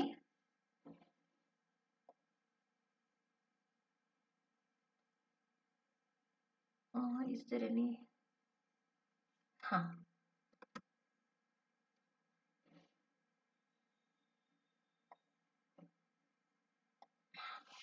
Okay. Functions of language. Language, ಭಾಷೆ ಅನ್ನೋದು ಯಾವ ತರ ಕೆಲಸ ಮಾಡುತ್ತೆ ಹಾಗಿದ್ರೆ? ಸೊ ಭಾಷೆ ಮೇನ್ ಆಗಿ ಕಮ್ಯುನಿಕೇಟ್ ಮಾಡುತ್ತೆ, ಅಂದ್ರೆ ಸಂಪರ್ಕವನ್ನು ಕೊಡುತ್ತೆ ಅಥವಾ ಸಂಪರ್ಕನ ಮಾಡುತ್ತೆ. Okay, language is the basic mean of communication. Language ಅನ್ನೋದು ಒಂದು ಬೇಸಿಕ್, ತುಂಬಾ ಎಸೆನ್ಷಿಯಲ್ ಆಗಿ ಒಂದು ಬೇಸಿಕ್ ಲೆವೆಲ್ ಅಲ್ಲಿ ಕಮ್ಯುನಿಕೇಶನ್ ನ ಸೃಷ್ಟಿ ಮಾಡಿಕೊಡುತ್ತೆ. Next expressive. ಲ್ಯಾಂಗ್ವೇಜ್ ಅನ್ನೋದು ಎಕ್ಸ್ಪ್ರೆಷನ್ ಅಂದ್ರೆ ನಮ್ಮ ಯೋಚನೆಗಳನ್ನ ಹೊರ ಹಾಕುತ್ತೆ. ಓಕೆ, ಅಥವಾ ನಮ್ಮ ಫೀಲಿಂಗ್ಸ್ಗಳನ್ನ ಅಂತ ಹೇಳ್ಬೋದಲ್ವಾ. Language is used to express our thoughts, feelings and ideas. Language ಇಂದ ನಾವು ನಮ್ಮ ಯೋಚನೆಗಳನ್ನ, ನಮ್ಮ ಫೀಲಿಂಗ್ಸ್ನ, ಅನುಭವಗಳನ್ನ, ನಮ್ಮ ಮನಸ್ಸಲ್ಲಿರೋ ಮಾತುಗಳನ್ನ, ನಮ್ಮ ತಲೆಯಲ್ಲಿರೋ ಐಡಿಯಾಸ್ಗಳನ್ನ ಶೇರ್ ಮಾಡ್ಕೋಬಹುದು ಅಲ್ವಾ. ನಾವು ಸುಮ್ಮನೆ ಹಿಂಗೆ ಮಾಡಿದ್ರೆ ಅಂದ್ರೆ ಅರ್ಥ ಆಗುತ್ತಾ? ನೋ. ಸೊ ನಾವು ಲ್ಯಾಂಗ್ವೇಜ್ ಬರೋದ್ರಿಂದ ನನಗೆ ಈ ಥರ ಅನಿಸ್ತಾ ಇದೆ, ಈ ಥರ ಮಾಡೋಣ, ಓಕೆ, ನನಗೆ ಈ ಥರ ಫೀಲ್ ಆಗ್ತಿದೆ ಅಂತ ನಾವೆಲ್ಲ ಹೇಳ್ಬೋದು. ನೆಕ್ಸ್ಟು ಲ್ಯಾಂಗ್ವೇಜ್ ಇಂದ ಇನ್ಫಾರ್ಮೇಶನ್ ಕೂಡ ಶೇರ್ ಆಗುತ್ತೆ. ಅಂದರೆ language is a informative. Language is used to pass and receive the information. Language ಇಂದ ನಾವು ಇನ್ಫಾರ್ಮೇಶನ್ನ ಪಾಸ್ ಕೂಡ ಮಾಡ್ಬೋದು, ಅಂದರೆ ಕಳಿಸ್ಕೊಡ್ಬೋದು, ಪ್ಲಸ್ ಇನ್ಫಾರ್ಮೇಶನ್ನ ರಿಸೀವ್ ಮಾಡ್ಕೋಬೋದು. ನಾನು ಅವನಿಗೇನು ಹೇಳಿರ್ತೀನಿ, ಅವ್ನು ನನಗೆ ಬಂದು ಏನೋ ಹೇಳ್ತಾನೆ. ಸೊ ಅದು ಏನು ಅನ್ನೋದು ಇನ್ಫಾರ್ಮೇಶನ್ ಅದು. ಓಕೆ, ಆ ಇನ್ಫಾರ್ಮೇಶನ್ನ ಪಾಸ್ ಮತ್ತೆ ರಿಸೀವ್ ಮಾಡ್ಕೋಬಹುದು ಯಾವುದರಿಂದ? ಲ್ಯಾಂಗ್ವೇಜ್ ಇಂದ. So next language is a directive. ನಾವು ಡೈಲಿ ಲೈಫಲ್ಲಿ ಏನಂತಂದ್ರೆ language is used to direct people in daily life. ಅಂದ್ರೆ ಡೈಲಿ ಲೈಫಲ್ಲಿ ಲ್ಯಾಂಗ್ವೇಜ್ ಇಂದ ಪೀಪಲ್ಸ್ಗೆ ಡೈರೆಕ್ಟ್ ಮಾಡ್ತೀವಿ ಅಂತಂದ್ರೆ ಮನೆಯವರಿಗಾಗಿರ್ಬೋದು, ಹೊರಗಿನವರಿಗೆ, ಆಫೀಸ್ಗಳಲ್ಲಿ ಏನ್ ಮಾಡ್ತಾನೆ, ಇದೊಂದು ಸ್ವಲ್ಪ ಬರ್ಕೊಂಬಾ ಅಥವಾ ಇದನ್ನ ಮಾಡು, ಇಂಥ ಕೆಲಸ ಮಾಡು, ನೀನು ಅಲ್ಲಿಗೆ ಹೋಗ್ಬಾ. ಸೊ ಇದನ್ನೆಲ್ಲ ನಾನು ಲ್ಯಾಂಗ್ವೇಜ್ ಇಂದ ಕನ್ವೆ ಮಾಡ್ತೀನಿ, ಪೀಪಲ್ಸ್ನ ಡೈರೆಕ್ಟ್ ಮಾಡ್ತೀನಿ. ಓಕೆ, ಈ ಥರ ಮಾಡಿ, ಈ ಥರ ಮಾಡಬೇಡಿ, ಇಲ್ಲಿಗೆ ಬನ್ನಿ, ಇಲ್ಲಿಗೆ ಹೋಗಿ ಅಂತ ನಾನು ಡೈಲಿ ಲೈಫಲ್ಲಿ ಪೀಪಲ್ಸನ್ನ ಏನು ಮಾಡ್ತೀನಿ, ಕಮ್ಯುನಿಕೇಷನ್ ಇಂದ ಅಥವಾ ಡೈರೆಕ್ಟಿವ್ ಇಂದ, ಲ್ಯಾಂಗ್ವೇಜ್ ಇಂದ ಯೂಸ್ ಮಾಡ್ಕೊತೀನಿ. Next preservation of thoughts. ನಮ್ಮ ಯೋಚನೆಗಳನ್ನ ನಾವು ಪ್ರಿಸರ್ವ್ ಅಂದರೆ ಸ್ಟೋರ್ ಮಾಡಿ ಒಂದ್ ಕಡೆ ಇಡ್ಬೋದು. ಅದು ಯಾವ್ದ್ರಿಂದ ಸಾಧ್ಯವಾಗಿದೆ ಅಂತಂದ್ರೆ ಲ್ಯಾಂಗ್ವೇಜ್ ಇಂದ. Language is used to preserve our thoughts. ನಮ್ಮ ತಲೆಯಲ್ಲಿರೋ ಯೋಚನೆಗಳನ್ನ language through, Kannada, Hindi, English, ನಮ್ಗೆ ಯಾವ ಲ್ಯಾಂಗ್ವೇಜ್ ಬರುತ್ತೋ ಆ ಲ್ಯಾಂಗ್ವೇಜ್ ಇಂದ ನಾವು ಬರೆದಿಟ್ರೆ ಅದೇನಾಗುತ್ತೆ ಅಂದ್ರೆ ನೆಕ್ಸ್ಟ್ ಇನ್ ಫ್ಯೂಚರ್ಗೋಸ್ಕರ ಅದು ಪ್ರಿಸರ್ವೇಟಿವ್ ಆಗಿ ವರ್ಕ್ ಮಾಡುತ್ತೆ. ಸೊ ಇದೆಲ್ಲ ಸಾಧ್ಯವಾಗಿದ್ದು ಯಾವುದರಿಂದ? ನಮಗೆ ಲ್ಯಾಂಗ್ವೇಜ್ ಇದೆ ಅಥವಾ ಲ್ಯಾಂಗ್ವೇಜ್ ಬರ್ತಿದೆ ಅಂತಾನೆ ಅಲ್ವಾ. ಸೊ ಲ್ಯಾಂಗ್ವೇಜ್ ಇಂದ ನಾವು ಥಾಟ್ಸ್ಗಳನ್ನ ಪ್ರಿಸರ್ವ್ ಮಾಡ್ಬೋದು. Fluency. Okay, fluency in language helps us to gain confidence. ಈಗ ನಾನು ಕನ್ನಡ ನನಗೆ ಫುಲ್ ಬರುತ್ತೆ ಅಂತ ನಾನು ಇಷ್ಟೊಂದು ಕಾನ್ಫಿಡೆಂಟ್ ಆಗಿ ಮಾತಾಡ್ತಿದ್ದೀನಿ, ಇಂಗ್ಲಿಷ್ ಬರುತ್ತೆ ಅಂತ ಈ ತರ ಮಾತಾಡ್ತಿದ್ದೀನಿ. ಸೊ ನಿಮಗೆ ಆಲ್ಮೋಸ್ಟ್ ನಿಮ್ಮ ಮದರ್ ಟಂಗ್ ಅಲ್ಲಿ ಫ್ಲೂಯೆನ್ಸಿ ಇರುತ್ತೆ. ಬೇರೆ ಬೇರೆ ನಾವು ಎಜುಕೇಶನ್ ಥ್ರೂ ಕಲಿತಾ ಇರುವಂತ ಲ್ಯಾಂಗ್ವೇಜ್ ಅಲ್ಲಿ ಸ್ವಲ್ಪ ಹಿಂಜರಿಕೆ ಇರುತ್ತೆ. ನನಗೆ ಕಂಪ್ಲೀಟ್ ಇಂಗ್ಲಿಷ್ ಬರೋದಿಲ್ಲ, ನನಗೆ ಫ್ಲೂಯೆನ್ಸಿಯಾಗಿ ಹಿಂದಿನಲ್ಲಿ ಮಾತಾಡೋಕೆ ಬರೋದಿಲ್ಲ, ನನಗೆ ಅಷ್ಟು ಫ್ಲೂಯೆನ್ಸಿ ಇಲ್ಲ ಅಂತ ಹೇಳ್ತಾರೆ ನೋಡಿ. ಸೊ ಫ್ಲೂಯೆನ್ಸಿ ಅನ್ನೋದು ಲ್ಯಾಂಗ್ವೇಜ್ ಅಲ್ಲಿ ಕಾನ್ಫಿಡೆನ್ಸ್ ನ ಗೇನ್ ಮಾಡುತ್ತೆ. ಯಾರು ಎಲ್ಲಿ ಬೇಕಾದ್ರೂ ಮಾಡ್ಬೋದು. ನನಗೆ ಅವನು ಮಾತುಗಾರ ಬಿಡು, ಮಾತೊಂದಿದ್ರೆ ಸಾಕು, ಎಲ್ಲಾನು ಗೆದ್ದು ಬಿಡ್ತಾನೆ ಅಂತ ಹೇಳ್ತೀವಲ್ವಾ. ಸೊ ಲ್ಯಾಂಗ್ವೇಜ್ ಅಲ್ಲಿ ಫ್ಲೂಯೆನ್ಸಿ ಇದ್ರೆ, ಫ್ಲೂಯೆನ್ಸಿ ಮೀನ್ಸ್ ನಿರಂತರವಾಗಿ ನಾವು ಸ್ಪಷ್ಟವಾಗಿ ಮಾತಾಡೋದು. ಓಕೆ, ಅದು ಇದ್ರೆ ಅದು ನಮಗೆ ಕಾನ್ಫಿಡೆನ್ಸ್ನ ಅಂದ್ರೆ ಆತ್ಮವಿಶ್ವಾಸನ ಜಾಸ್ತಿ ಮಾಡಲಿಕ್ಕೆ ಹೆಲ್ಪ್ ಮಾಡುತ್ತೆ. ಸೊ ನಾನು ನಿಮಗೆ ಬೇಸಿಕ್ ಆಗಿ ಈಗ ಈ ವಿಡಿಯೋದಲ್ಲಿ ಲ್ಯಾಂಗ್ವೇಜ್ ಅಂದ್ರೆ ಏನು, ಅದರದ್ದು ಫಂಕ್ಷನ್ಸ್ ಮತ್ತು ನೇಚರ್ ಹೇಗಿರುತ್ತೆ, ಲ್ಯಾಂಗ್ವೇಜು ಯಾವ ಥರ ಡಿರೈವ್ ಆಗಿ ಬಂದಿದೆ ಅನ್ನೋದೆಲ್ಲ ನಿಮಗೆ ಹೇಳಿದೆ. ನಾನು ನಿಮಗೆ ಹೇಳಿದ ಥರನೇ ತುಂಬ ಜಾಸ್ತಿ ಕಾನ್ಸೆಪ್ಟ್ನ ಕ್ಲಮ್ಸಿಯಾಗಿ ಒಂದೇ ವಿಡಿಯೋದಲ್ಲಿ ಫಿಟ್ ಮಾಡೋಕ್ಕೆ ನಾನು ಇಷ್ಟಪಡೋದಿಲ್ಲ. ತುಂಬ ಚಿಕ್ಕ ಚಿಕ್ಕ ಟಾಪಿಕ್ಸ್ಗಳನ್ನ ಅಂತಂದರೆ ಇಂಪಾರ್ಟೆಂಟ್ ಟಾಪಿಕ್ಸ್ಗಳ ಮೇಲೆ ನಾವು ಡಿಸ್ಕಷನ್ಸ್ನ ಮಾಡಿಕೊಂಡು ಈ ವಿಡಿಯೋನ ಮಾಡ್ತಾ ಇದ್ದೀನಿ. ಸೊ ಈಗ ನಾವು ಡಿಸ್ಕಸ್ ಮಾಡಿದ ಟಾಪಿಕ್ಸ್ಗಳ ಮೇಲೆ MCQ ಕ್ವಶನ್ಸ್ನ ರೆಡಿ ಮಾಡಿದ್ದೀನಿ. ಐನೋ ನೀವು ಆನ್ಸರ್ಸ್ ಮಾಡೋದು ನನಗೆ ಕಾಣಿಸೋದಿಲ್ಲ.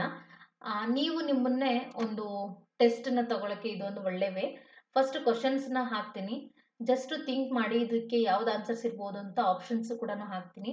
ಜಸ್ಟ್ ನಿಮ್ಮ ಮನಸ್ಸಲ್ಲೇ ನಿಮ್ಮ ಒಂದು ಟೆಸ್ಟನ್ನ ತಗೊಳ್ಳಿ ಅಂತ ಹೇಳಕ್ಕೆ ಇಷ್ಟಪಡ್ತೀನಿ. So first question, what is the scientific study of language?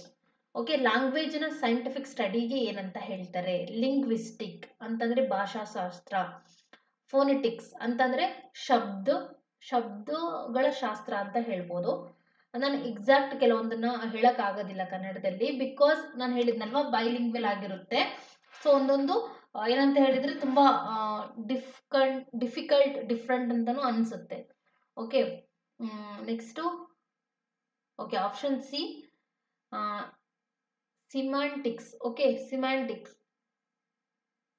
Next option 4 ಪ್ರಾಗ್ಮ್ಯಾಟಿಕ್ಸ್ ಅಂದರೆ ಪ್ರಾಯೋಗಿಕ ಶಾಸ್ತ್ರ, ಸಮಥಿಂಗ್ ಈ ಥರ ಬರ್ತದೆ, ಅಥವಾ ಒಂದು ಪ್ರಾಯೋಗಿಕ ಅಂತ ಬರುತ್ತೆ. ಸಿಮ್ಯಾಂಟಿಕ್ಸ್ ಅಂತಂದರೆ ಇಟ್ ಈಸ್ ಶಬ್ದಾರ್ಥಗಳ ಶಾಸ್ತ್ರ ಅಂತ. ಓಕೆ ನೋಡಿ, ಈ ಥರ ಫುಲ್ ಕನ್ನಡದಲ್ಲಿ ಹೋಗೋಕ್ಕಾಗೋದಿಲ್ಲ, ಸ್ವಲ್ಪ ಇದ್ರದ್ದು ಟರ್ಮ್ಸ್ಗಳ ಮೀನಿಂಗ್ ನಿಮಗೂ ಗೊತ್ತಿರುತ್ತೆ. ತುಂಬ ಡಿಫಿಕಲ್ಟ್ ಇರೋದನ್ನ ನಾನು ಹೇಳ್ತೀನಿ. ಓಕೆ, ಸೊ ಲ್ಯಾಂಗ್ವೇಜ್ನ ಸೈಂಟಿಫಿಕ್ ಸ್ಟಡಿಗೆ ಏನಂತ ಹೇಳ್ತಾರೆ? ಇಟ್ ಈಸ್ ಅ ಭಾಷಾ ಶಾಸ್ತ್ರ. Option A, linguistics is the correct answer. Question number 2. Which component of language deals with the study of meaning? Okay, ಈಗಿನೂ ಹೇಳಿದೆ, ಯಾವ ಭಾಷೆಗಳ ಒಂದು ಕಾಂಪೊನೆಂಟು ಮೀನಿಂಗ್ಸ್ಗಳ ಜೊತೆಗೆ ಸ್ಟಡಿ ಮಾಡುತ್ತೆ? ಫೋನೋಲಜಿ, ಮಾರ್ಫೋಲಜಿ, ಸಿಂಟ್ಯಾಕ್ಸ್ ಅಂಡ್ ಸಿಮ್ಯಾಂಟಿಕ್ಸ್. ಫೋನೋಲಜಿ ಅಂತಂದರೆ ಅಗೇನ್ ಶಬ್ದಶಾಸ್ತ್ರ, ಫೋನೋಲಜಿ ಅಂತಂದರೆ ಧ್ವನಿಶಾಸ್ತ್ರ. ಮಾರ್ಫೋಲಜಿ ಅಂತಂದರೆ ರಚನಾ ಶಾಸ್ತ್ರ. ಸಿಂಟ್ಯಾಕ್ಸ್ ಅಂದರೆ it is a group of sentences ಅಥವಾ ವಾಕ್ಯಶಾಸ್ತ್ರ ಅಥವಾ ವಾಕ್ಯಗಳ ರಚನೆ ಅಂತ ಹೇಳ್ಬೋದು. ಸಿಮ್ಯಾಂಟಿಕ್ಸ್ ಇಸ್ ದ ಶಬ್ದಾರ್ಥ ಶಾಸ್ತ್ರ ಅಂತ. So option D is the correct answer. It is a semantics because it is the study of meaning. ಶಬ್ದಗಳ ಅರ್ಥಗಳ ಬಗ್ಗೆ ಸ್ಟಡಿ ಮಾಡೋದಕ್ಕೆ ನಾವು ಸಿಮ್ಯಾಂಟಿಕ್ಸ್ ಅಂತ ಹೇಳ್ತಾರೆ. Next third one, what is the term of the smallest unit of sound in the language? ಲ್ಯಾಂಗ್ವೇಜಲ್ಲಿ ಬರುವಂಥ smallest ಸೌಂಡಿಗೆ ಏನಂತ ಹೇಳ್ತಾರೆ? Morphemes, phonemes, lexemes, syntax. ಈಗಲೂ ಹೇಳಿದೆ ಧ್ವನಿಯಿಂದ ಬರುವಂಥ ಶಾಸ್ತ್ರ ಅಂತ. It is a ಫೋನೀಮ್ಸ್.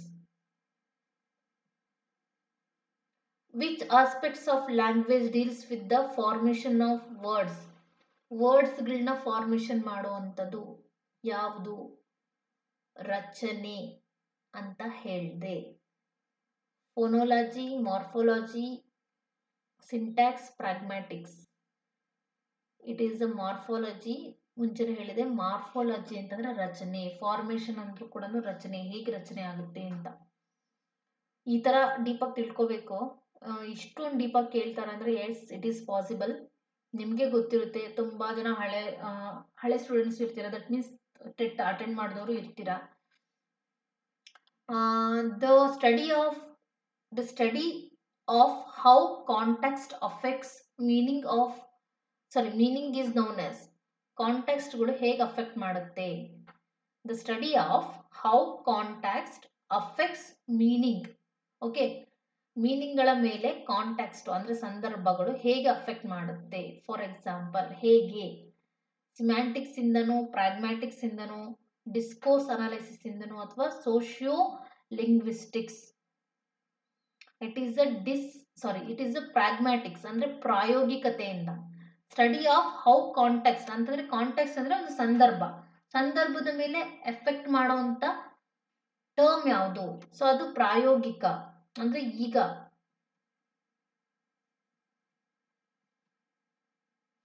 Which theory suggests that the language developed from hand gesture and body development? So ಯಾವ theory? Bow theory, ding dong theory, yo he wo theory, next gestural theory. ಅಲ್ಲೇ ಕೊಟ್ಟಿದ್ದಾರೆ gesture ಅಂತ. Yes, it is true. Option D is the correct answer. ಗೆಸ್ಚರಲ್ ಥಿಯರಿಯಿಂದ ನಮಗೇನು ಗೊತ್ತಾಗುತ್ತೆ ಅಂದರೆ language developed from hand gesture and body movement. ಅಯ್ಯೋ sorry, ಮುಂಚೆ ಕೊಟ್ಬಿಟ್ಟೆ ಆನ್ಸರ್ಸ್ನ, ಜಸ್ಟ್ ನೋಡಿ. The bow wow theory proposes that language originated from. According to bow wow theory language originate ಆಗಿರೋದು ಹೇಗೆ? The imitation of animal sound ಇಂದ, imitation of natural sounds ಇಂದ, imitation of hand gesture and body movement ಇಂದ, and the development of writing systems ಇಂದ. So according to Boho theory, imitation of sound ಅಂತ ಅಷ್ಟೇ ಕೊಟ್ಟಿದ್ದಾರೆ. Okay, ಮೇಲಿಂದ್ರಲ್ಲಿ ನಾನು slides ಇದನ್ನೆಲ್ಲ ಅದರಲ್ಲಿ ಇಮಿಟೇಷನ್ ಆಫ್ ಸೌಂಡ್ ಅಂತ ಅಷ್ಟೇ ಇದೆ. ಬಟ್ ಆದರೆ ಎಕ್ಸಾಕ್ಟ್ ಈ ಥರ ಪರ್ಟಿಕ್ಯುಲರ್ ಏನಾದರೂ ಕೇಳಿದರೆ ಇಮಿಟೇಷನ್ ಆಫ್ ಅನಿಮಲ್ ಸೌಂಡ್ ಅಂತಲೇ ಬರೋದು, ನ್ಯಾಚುರಲ್ ಸೌಂಡಿಂದ ಅಲ್ಲ. ಅಂದರೆ ಗಿಡ ಮರ ಬೆಟ್ಟ ಗುಡ್ಡ ಅದ್ರ ಮೂಮೆಂಟ್ ಇಂದ ನಾವು ಲ್ಯಾಂಗ್ವೇಜ್ ನ ಕಲ್ತಿಲ್ಲ. ಇಮಿಟೇಷನ್ ಆಫ್ ಅನಿಮಲ್ ಸೌಂಡ್ ಇಂದಾನೆ ನಾವು ಲ್ಯಾಂಗ್ವೇಜ್ ನ ಕಲ್ತಿರೋದು. Which theory suggest that the language originated from the natural crisis and exclamation made by early humans? Okay, so early humans ಇಂದ ಮೇಡಪ್ ಆಫ್ ಆಗಿರೋದು ಯಾವುದು? Natural crisis and exclamation made by early humans. Bauhau theory, ding dong theory, ye he wo theory, and divine source theory. It is a o he o theory. Okay, so ಇದರಿಂದ ಏನಾಗಿದೆ? Language originate from natural crisis, natural ಆಗಿ ಬಂದಿರೋವಂಥದ್ದು, plus exclamation made. Exclamation ಅಂತಂದ್ರೆ ಉದ್ಧಾರ, ಅಂದ್ರೆ ಒಂಥರ surprising ಆಗಿ ಹೆದರ್ಕೊಂಡು. ಎಕ್ಸ್ಕ್ಲಮೇಷನ್ಸ್ಗಳು ಗೊತ್ತಲ್ವ? ಎಕ್ಸ್ಕ್ಲಮೇಷನು ಅದನ್ನ ಏನಂತ ಹೇಳ್ತೀವಿ? ಉದ್ಗಾರ ಅಂತ ಹೇಳ್ತೀವಿ. ಅದರಿಂದ ಲ್ಯಾಂಗ್ವೇಜು ಬಂದಿದೆ ಅಂತ ಹೇಳುತ್ತೆ. The ding Dang theory proposes that language originate from. Ding Dang theory ಪ್ರಕಾರ ಲ್ಯಾಂಗ್ವೇಜ್ ಬಂದಿರೋವಂಥದ್ದು ಯಾವ್ದ್ರಿಂದ ಅಂತ ಅಂದ್ರೆ the association between sound and object. ಅಂದ್ರೆ ಸೌಂಡ್ ಮತ್ತೆ ಆಬ್ಜೆಕ್ಟ್ ಗಳ ಮಧ್ಯೆ ಇರುವಂತ ಸಂಬಂಧದಿಂದ ಲ್ಯಾಂಗ್ವೇಜ್ ಬಂದಿರೋದು.